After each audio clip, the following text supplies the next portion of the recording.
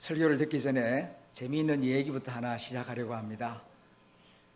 우리나라에 오신 여러 미국 선교사님들이 계신데 그 중에 윌리엄 린턴이라고 하는 유명한 분이 계십니다. 이분은 주로 대전과 전주를 중심으로 해서 많은 활동을 하셨습니다. 그가 남긴 선교적인 업적 가운데 가장 유명한 것이 대전에 있는 한남대학교를 세운 것입니다.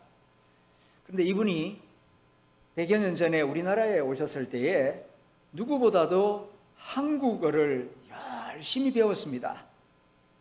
선교지 한국에 왔으니까 한국말을 잘해야 선교를 잘할 수 있다, 이런 생각을 가지고 정말 열심히 한국말을 배웠습니다. 그래서 다른 분들보다 한국어를 참 잘하셔서 소문이 났습니다. 이 린턴, 우리식 이름으로는 인돈 선교사님인데 그분이 미국 사람이지만 한국말을 참 잘한다더라. 그래서 한국 교회에서 그분을 주일 예배 시간에 초청하여 설교할 수 있도록 많이 초청을 하였습니다. 한 분은 서울에 있는 큰 교회에 가셔서 주일 설교를 하셨습니다.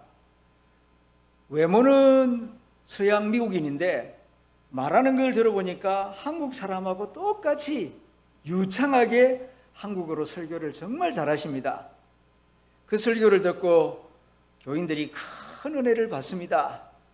뒤에서 그 모습을 지켜보고 있던 담임 목사님이 큰 감동을 받고 그 설교 끝나고 내려오는 인돈 선교사님에게 축도도 좀 부탁합니다 하고 축도 부탁을 합니다. 그 다음부터는 이 선교사님 마음속에 걱정, 불안이 막 밀려오기 시작하는 겁니다. 왜냐하면 한편에 한국어 설교를 하기 위해서 사실 여러 날 연습을 하고 한국어 선생님에게 배우고 연습을 하고 그래서 그날 그렇게 한국어로 설교를 할 수 있었던 것인데, 준비하지 않은 축도를 한국어로 해달라고 하니까 이건 원고에 없습니다. 그때부터는 이거 어떻게 해야 되나, 마지막 찬송을 부르는데 마음속에는 걱정이 태산 같았습니다. 축도는 우리말로 지금은 우리 주 예수 그리스도의 은혜와 이렇게 시작되지 않습니까? 영어로는 생각이 나요. Now the grace of Jesus Christ. 그런데 이 now, 지금은, 이게 한국말로 생각이 안 나는 겁니다. 마지막 찬송이 끝났습니다. 단에 올라서서 두 손을 들고 축도를 하려고 하니까 성도들이 다 눈을 감고 고개를 숙입니다. 그런데 10초가 지나도 30초가 지나도 아무런 말씀이 없는 겁니다. 선교사님이 얼마나 초조하겠습니까? 그래서 급한 마음에 하신 말씀이, 요새는 예수 그리스도의 은혜와 하나님 아버지의 사랑과 성령님의 고통하심이, 이래서 기도를 받으려고 고개를 숙이고 있던 성도들이 막 폭소를 터뜨리며 한참 웃었다 하는 그런 에피소드가 우리 한국 교회사에 기록되어 내려오고 있습니다. 옆에 계신 분들과 한번 반갑게 인사 나누겠습니다. 요새 안녕하십니까? 사랑합니다. 축복합니다. 오늘 본문 에베소서 2장 21절 22절 말씀을 제가 다시 읽어봅니다. 그의 안에서 건물마다 서로 연결하여 주 안에서 성전이 되어가고 너희도 성령 안에서 하나님이 거하실 처소가 되기 위하여 그리스도 예수 안에서 함께 지어져 가느니라. 설교 본문을 이렇게 정하고 한 주일 내내 이 본문을 묵상하고 생각하고 설교를 준비하였습니다. 어느 순간 이 본문이 이렇게 읽혀졌습니다. 하나님의 섭리 안에서 건물마다 서로 연결하여 1층, 지하, 2층, 3층 본당, 그리고 지하층이 서로 연결하여 주 안에서 새 성전이 되어 가듯이 너희도 성령 안에서 하나님이 거하실 거룩한 처소가 되기 위하여 그리스도 예수 안에서 믿음의 리모델링을 함께 해야 하느니라. 이 본문 말씀이 설교를 준비하는 저에게 이렇게 읽혀졌습니다. 그래서 오늘 말씀의 제목을 함께 지어져 갑시다 이렇게 정하였습니다. 마음에 새기는 뜻에서 한번 따라해 주시면 고맙겠습니다. 함께 지어져 갑시다. 함께 지어져 갑시다. 감사합니다. 요새는 교회가 문제가 참 많다, 그렇게 열을 올리면서 비판하는 사람들이 있습니다. 이런 사람들을 만나면 어떻게 대답을 해야 할까요? 저 같으면 그저 고개를 숙이고 죄송합니다 그 말밖에 못할 것 같은데, 고인이 되신 이어령 박사님은 이렇게 응답하는 것을 들었습니다. 식당이라고 해서 다 맛있는 음식이 나오던가요? 병원이라고 해서 찾아가면은 다 명의이고 모든 병이 다 낫던가요? 극장이라고 해서 표를 끊어서 들어가면 매번 명화가 나오던가요? 아니지요. 아니지요. 그래도 배고프면 식당을 찾아가고, 그래도 아프면 병원을 찾아가듯이 영혼이 목마른 사람이 찾아갈 곳이 어디이겠습니까? 교회가 아니겠습니까? 문제가 있는 교회가 있다고 해서 교회 가지 말라고 하는 것은 병원 의사가 오진하여 죽였으니 앞으로 병이 나도 절대로 병원에 가지 말라는 말과 같은 것이 아니겠습니까? 그래도 교회가 소망입니다. 그래도 교회가 소망입니다. 그래도 교회가 소망인 이유가 무엇이겠습니까? 하나님이 부족해도 교회를 통하여 일하시기를 원하시기 때문입니다. 교회는 예수 그리스도의 피값으로 산 주님의 자녀들의 공동체입니다. 예수님의 몸이기 때문입니다. 2000년 기독교 역사는 교회의 역사입니다. 2000년 동안 교회는 수많은 일들을 경험하면서 사명을 잘 감당한 경우도 있었고 그렇지 못한 경우도 있었습니다. 성경에 나타난 믿음의 사람들처럼 믿음의 길을 똑바르게 걸어간 경우도 많이 있었고, 또 아브라함이 자기 아내를 누이라고 속인 것처럼, 다윗이 우리아의 아내 바세바를 범한 것처럼, 베드로가 두려워서 예수님을 모른다고 3번이나 부인했던 것처럼 부끄러운 죄를 지은 경우도 있었습니다. 그러나 가룟 유다처럼 주님을 완전히 버리지만 않는다면 주님은 약속대로 교회를 끝까지 붙드시고 사명을 잘 감당할 수 있도록 책임지고 끝까지 인도하여 주시는 신실하신 주님이십니다.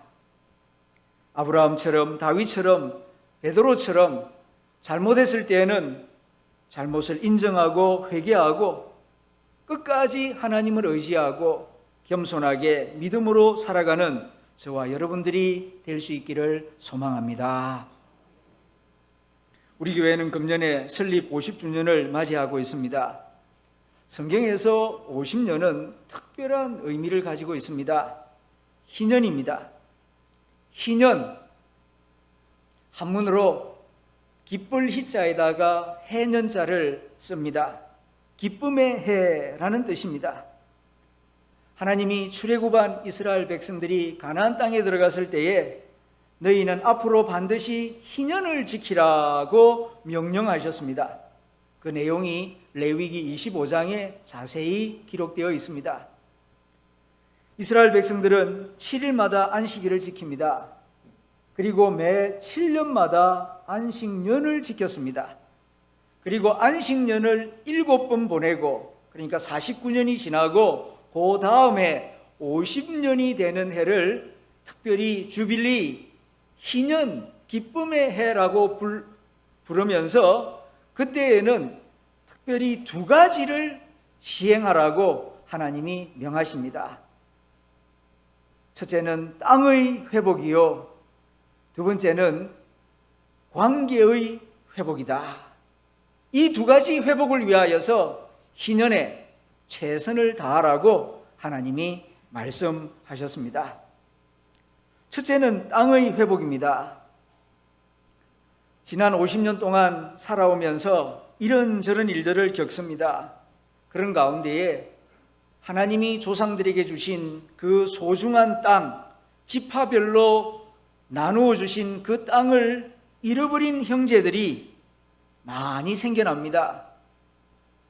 전쟁으로 인하여, 질병으로 인하여서, 또 가난으로 인하여서, 죄악으로 인하여서 잃어버린 땅을 다시 원주인에게, 그 조상들에게로 회복시켜 주라는 것이 하나님의 첫 번째 명령입니다. 삶의 터전인 땅이 회복되어야 경제력이 회복될 수 있고, 경제력이 회복되어야 실제적으로 삶이 회복될 수 있다는 것을 하나님이 잘 알고 계셨기 때문입니다. 두 번째로 회복시켜 주어야 할 것이 관계입니다. 인간은 사회적인 존재입니다. 특별히 사회적인 관계 가운데에서 제일 중요한 관계가 가족 관계입니다. 그런데 50년을 쭉 살다 보면 이런저런 일로 인하여서 가족이 함께 살지 못하고 흩어지는 경우들이 생겨납니다. 팔려간 가족이 있습니다. 종이 된 가족이 있습니다.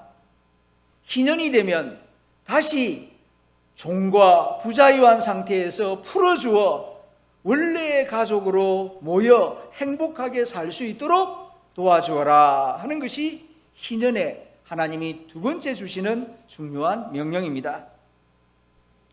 구약 레위기 25장에 기록된 이 희년의 가르침을 우리 교회 신앙생활에 적용을 해본다면, 첫째는 땅의 회복은 예배당의 회복이고, 두 번째 관계의 회복은, 가족의 회복은 공동체의 회복이라고 저는 해석합니다.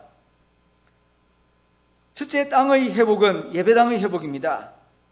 구약시대 출애굽한 이스라엘 백성들에게 하나님이 분배해 주신 땅, 조상들이 물려준 그 땅이 모든 생활의 터전이었듯이, 신약시대 우리 그리스도인들에게 신앙생활의 터전은 예배당입니다.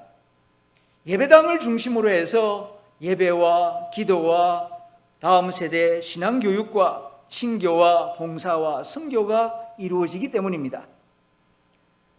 교회라는 말이 물론 에클레시아, 구원받은 사람들의 모임을 말합니다. 본질적으로는. 그러나 현실적으로 건물 없이, 예배당 없이 어떻게 현실적으로 신앙생활이 이루어질 수가 있겠습니까? 그러므로 우리 하늘담은교회 성도들의 신앙생활의 터전은 하늘담은교회 예배당입니다. 희년을 맞이하여 주님은 신앙생활의 터전인 예배당을 새롭게 할 것을 말씀하고 계시는 것입니다. 두 번째는 관계의 회복입니다.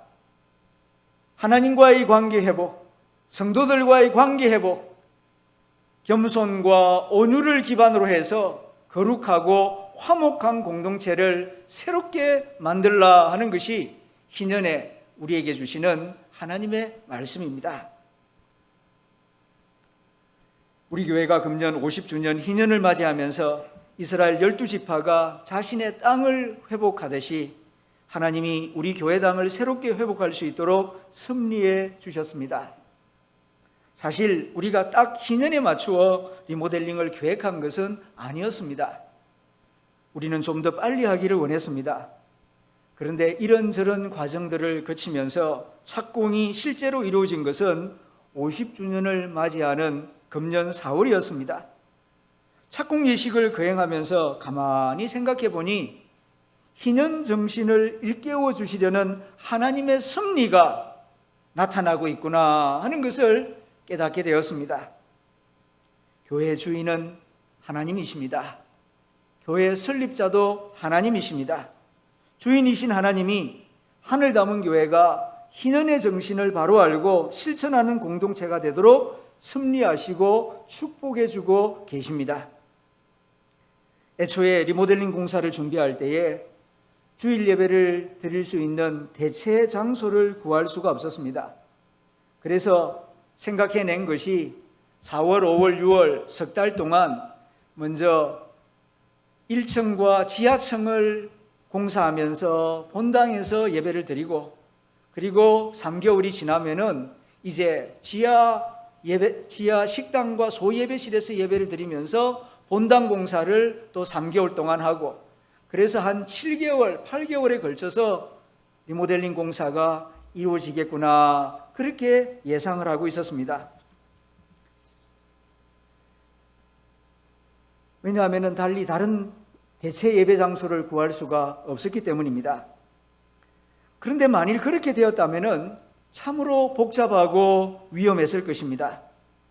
그런데 하나님의 은혜로 주일에는 이렇게 대신대학교 인문관 채플실을 빌릴 수 있게 되었습니다.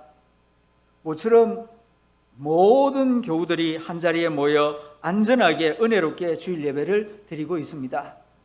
그동안 오랫동안 1부, 2부, 3부 시간을 달리해서 주일 예배를 드리다 보니 같은 교회를 다니면서도 서로의 얼굴을 알지 못하는 경우가 많았습니다.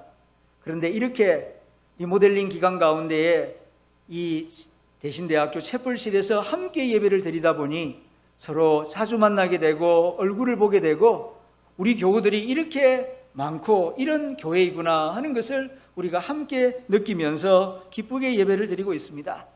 정말 하나님의 은혜요, 하나님의 축복입니다. 분위기가 좋으니까 리모델링 공사도 힘을 받는 것 같습니다. 공사가 진행되는 동안 시무항존 직분자들이 5명 1조를 이루어서 매일 저녁 영유아부실에서 저녁 8시부터 9시까지 릴레이 기도를 이어나가고 있습니다. 성전은 기도로 지어진다고 우리는 믿기 때문입니다. 동시에 새로운 성전에 들어갈 비품들을 마련하기 위하여 헌금을 하고 있는데 벌써 3억 원이 넘는 헌금이 모아졌습니다. 리모델링 헌금 가운데에는 소중한 사랑과 기도와 사연이 담긴 헌금들이 많이 있습니다. 리모델링이 진행되는 현장의 모습을 매주일마다 사진을 찍어서 홈페이지에 올리고 있습니다. 보신 분들은 공사가 상당히 이미 많이 진전되었음을 보셨을 것입니다. 주요 공사 내역입니다. 준비한 PPT를 통해서 공사가 어떻게 진행되고 있는지를 함께 보겠습니다. 왜냐하면 예배당 공사는 기도하는 성도들과 함께 지어져 가야 하는 공사이기 때문입니다. 소식을 나누고 마음을 나누고 기도 제목을 나누므로 함께 지어져 가는 것을 하나님이 기뻐하시기 때문입니다. 순서는 본당 1층, 그 다음 2층과 3층, 그리고 지하 1층, 마지막은 건물 외부입니다. 먼저 1층입니다. 1층 로비를 확장하기 위하여서 로비 전기선을 철거하였고, 부목사님들과 전도사님이 근무하는 교역자실을 약간 옮기고 확장하고 벽면을 유리로 만들어서 내부를 볼 수 있도록 벽체 철거 작업을 하였습니다. 1층 유치부실을 새가족부실과 유치부실로 분할하였습니다. 유치부실 앞에는 학부모와 교우들이 앉아 기다릴 수 있는 공간을 만들었고, 1층 로비 공간이 꽤나 넓어졌습니다. 왜냐하면 1층 로비는 예배드리러 올 때에 처음 보는 공간이고, 예배를 마치고 다시 교우들이 만나는 일종의 교회 안의 작은 광장과 같은 역할을 합니다. 그래서 이 로비 공간을 조금 더 넓히고 밝고 쾌적하게 만드는 데 신경을 쓰고 있습니다. 1층 새가족부실이 담임 목사실 바로 앞에 이렇게 꾸며지고 있습니다. 그리고 엘리베이터를 바꿉니다. 장애자용에서 일반용으로 바꾸고 있습니다. 많이 편리해질 것입니다. 그리하여 1층이 완성되면 이런 모양이 될 것입니다. 1층 복도 천정에는 미술관처럼 전등을 달아서 복도 벽면을 활용해서 우리 교회 역사 사진들을 전시하고 나중에는 기독교 미술품들을 전시하는 공간으로 활용할 계획입니다. 그 다음 2층, 3층 예배 공간입니다. 천정 안에 있는 트러스트, 지붕을 받쳐주는 기능을 하는데 저 트러스트 기능을 보강하고 전기선을 새롭게 안전하게 교체하고 조명기구를 손쉽게 안전하게 교체할 수 있는 캐트웨이, 고양이길을 만들고 냉난방기와 공기순환 통로를 만들었습니다. 2층 로비도 고치고 있는데 불필요한 차단막을 제거하고 분위기를 보다 밝게 깨끗하게 새롭게 만들고 있습니다. 3층 방송실 옆에 있는 로비도 새롭게 만들고 무엇보다도 안전한 전기 사용을 위하여서 전선 작업을 완전히 새롭게 하고 있습니다. 전기 작업이 안전하게 편리하게 잘 되어야 조명기기, 음향기기, 방송장비, 냉난방기 모든 내부 시설들이 제대로 작동할 수가 있기 때문입니다. 이제 지하 1층을 보겠습니다. 먼저 소예배실을 보면은 냉난방 시스템을 바꾸고 공기순환 시스템 그리고 벽면과 조명을 바꾸고 있습니다. 출입구를 1개에서 2개로 바꾸고 있습니다. 식당은 천정을 노출식으로 만들어서 천정이 높아지게 하였고 주방 시설 공간을 많이 넓혔습니다. 무엇보다도 냄새가 나지 아니하도록 강력한 공기순환 장치를 합니다. 찬양대 연습실은 이렇게 고치고 있습니다. 벽면에 흡음 재료를 부착하였고 아주 쾌적한 공간으로 탈바꿈하고 있습니다. 그 외에도 설교 강단을 새롭게 하고 말씀이 잘 들리도록 본당 벽면을 전부 새롭게 하고 있습니다. 강단 오른편에 성찬식 준비실에 개수대를 설치하여서 성찬식 준비위원들이 무거운 물을 떠오는 수고를 계속하지 않도록 편리를 도모하고 있습니다. 성도들이 앉는 장의자를 바꾸고 방송 음향 장비를 새로 교체하여서 말씀이 잘 들리도록 하는데 많은 신경을 쓰고 있습니다. 예배 시간대마다 성도들이 보게 되는 스크린 장비도 LED로 교체합니다. 마지막으로 건물 외부 벽면 공사가 이루어질 것입니다. 지금은 이렇게 초라합니다. 창틀과 출입구도 새롭게 깨끗하게 교체하려고 준비하고 있습니다. 교회당 주변 조경도 새롭게 깨끗하게 하려고 준비하고 있습니다. 우리 교회 본당 전체가 금평 550평입니다. 리모델링을 해나갈 때에 기본적인 방향은 6가지입니다. 보다 안전하게, 보다 깨끗하게, 보다 밝아지게, 보다 넓어지게, 그리고 보다 편리해지게, 그리하여 보다 행복해지는 교회당 시설을 만들어 나가는 것입니다. 이 일을 위하여 많은 분들이 수고하고 있습니다. 박기동 장로님은 시무장로 재직 기간 중에 마지막 헌신의 기회라고 생각하여 심혈을 기울여서 최선의 리모델링을 이루기 위하여 최인순 권사님과 함께 기도하며 힘을 쏟아붓고 있습니다.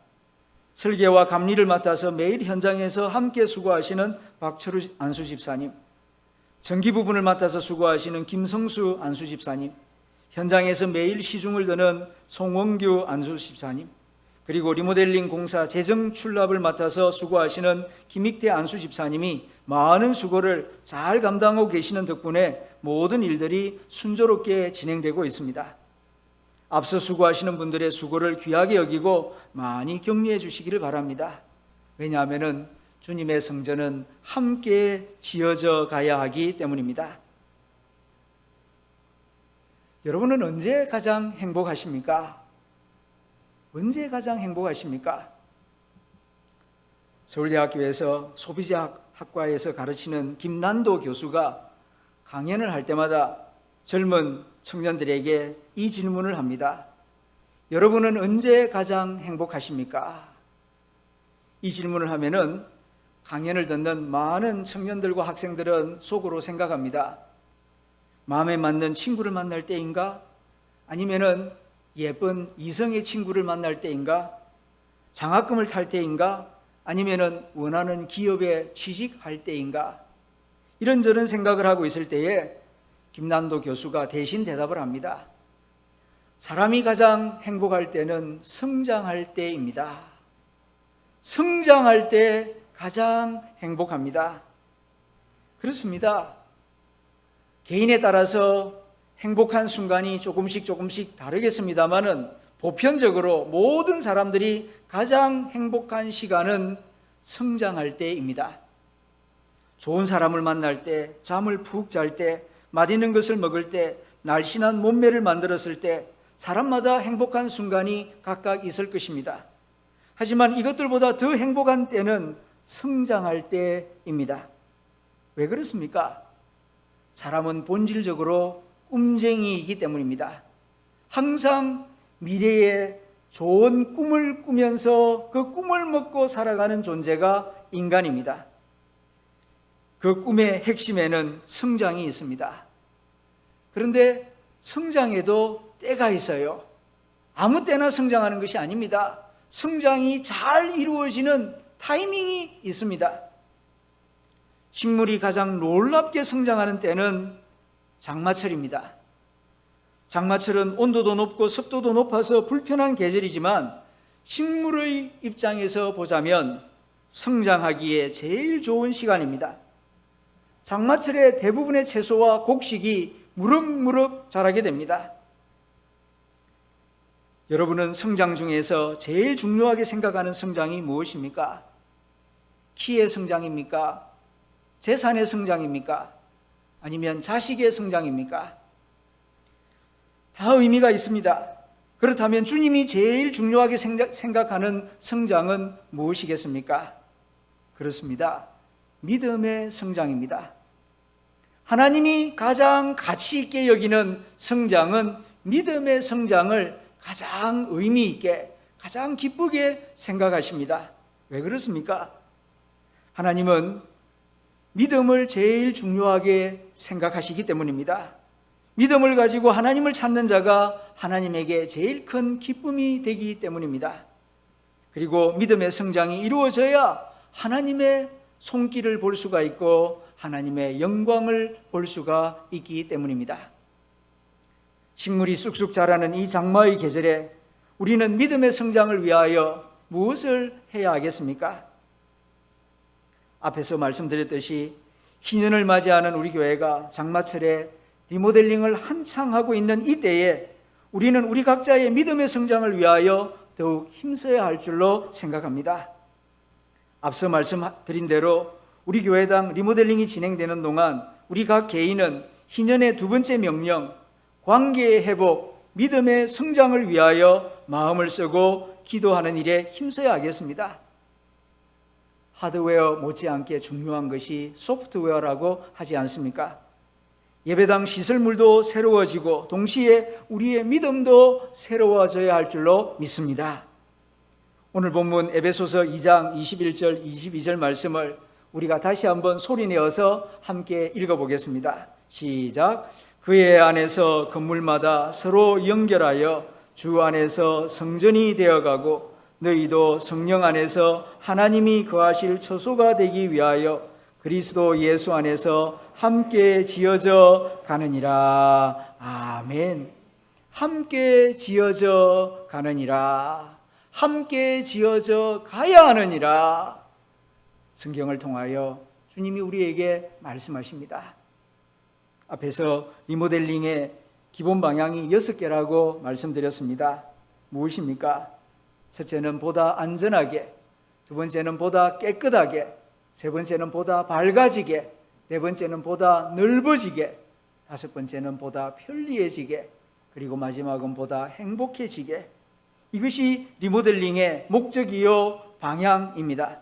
우리 믿음 생활도 그와 함께 지어져 가기를 소망합니다. 마음에 새기는 뜻에서 저를 한번 따라해 주시면 감사하겠습니다. 첫째, 보다 겸손하게, 보다 온유하게, 보다 거룩하게, 보다 화목하게, 보다 기쁘게, 보다 사랑스럽게.